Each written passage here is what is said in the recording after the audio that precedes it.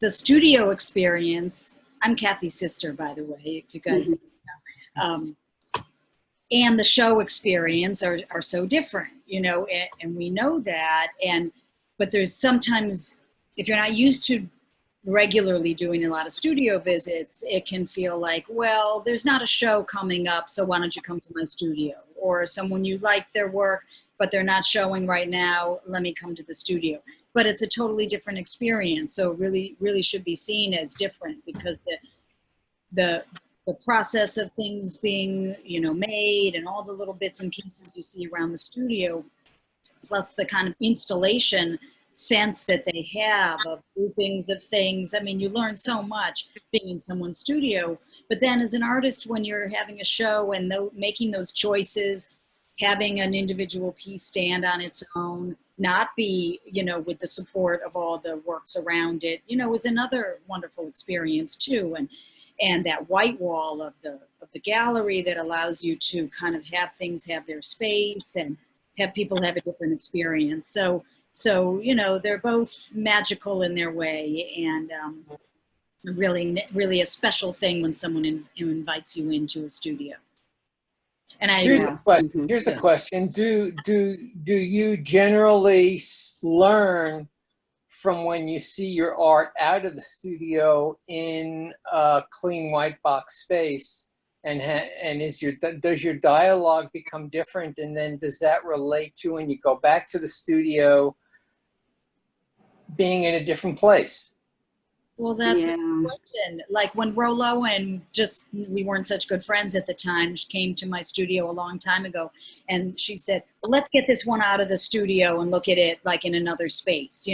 How we all might put something in the living room to just see how will it fare when it's away from the comfort of the studio in a way too.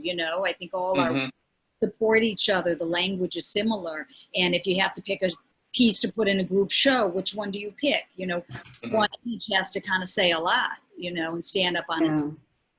I mean, for me, Lester, I think sometimes I'm interested in how a viewer responds. So when I'm presenting work, and I think it contextualizes it in some ways, but also when I watch a viewer experiencing artwork, it does something where I think about it because I want to engage them or others. So I am conscious of that, When I work out in the white cube, I think I'm a genius. I'm an incredible painter. And then when I come back to the studio, I think, I've never painted a good painting. I never will. I'd like to jump in if I could. I think that another way to put all this is like a studio is a physical representation of an internal space that you if you're doing it right, struggle with. So when you're working in the studio, you're struggling, you're going to the next level, you're moving forward or backwards, or 2 steps forward and 1 step back. And so the physical space becomes associated with this kind of inner work. And in a gallery, it's not as personal at all. The idea of struggle isn't immediately apparent. It's not a workplace. The gallery is a place for finished product. So the kind of conversations that go on there they have to be different and much less personal. So when you invite somebody into a studio, they're not only experiencing your work, they're experiencing your frustrations perhaps, or your inspirations, or the kind of things you go through. And I almost believe sometimes that a physical space can take that effort that you put in every day and give it back to you the next day you come in. And the last thing I want to say is that the real function of a studio, and it goes to something that Jeff mentioned about, is the downtime. You can go there and spend the time there and just keep your butt in the place, because that's discipline, even if you're not. Because if you don't, that connection and that inertia The momentum, rather, not the, you can never get to the next level without maintaining that kind of momentum, which is a discipline which is associated with that particular physical space and gives you that kind of motivation. So that's what it is for me. The reason I asked that question is I had an important show for myself in May of 19 and saw some old work in it and some fairly new work. And when I went back into my studio afterwards, I just jumped to a new level that wouldn't have happened without having had 3 weeks, maybe 4 weeks of that show and coming with friends and, different times, looking at it, talking about it. And I found it, incredibly, I was able to integrate the work because of the show in a way that I wasn't able to prior. It's like bands only get really, really good if they're out performing. Mhm. Right. Definitely. Yeah, exactly.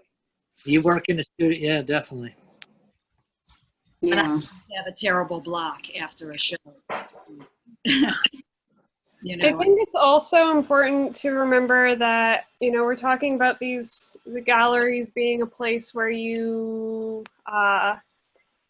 we've been talking about it more as if like the studio is like a working space where all of your ideas are like, it's a physical expression of your insides, as Robert was saying, but the gallery also is not a neutral space. I think a lot of the times we just take for granted that the white cube is a neutral space, but it really is like a specific set of parameters that does not work for all artwork. It works for a certain like subset of artwork.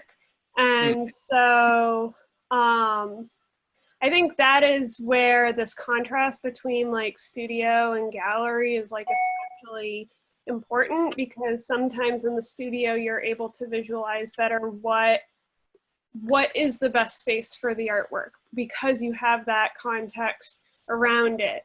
Really the difference is once you bring it to the gallery is you lose some of those thoughts and things or whatever, you're purposely like clearing stuff out. If that makes sense. Where do you like to show your work, preferably then? I've been working more from a model recently where I set up tableaus that like reference like places that I occupy frequently, like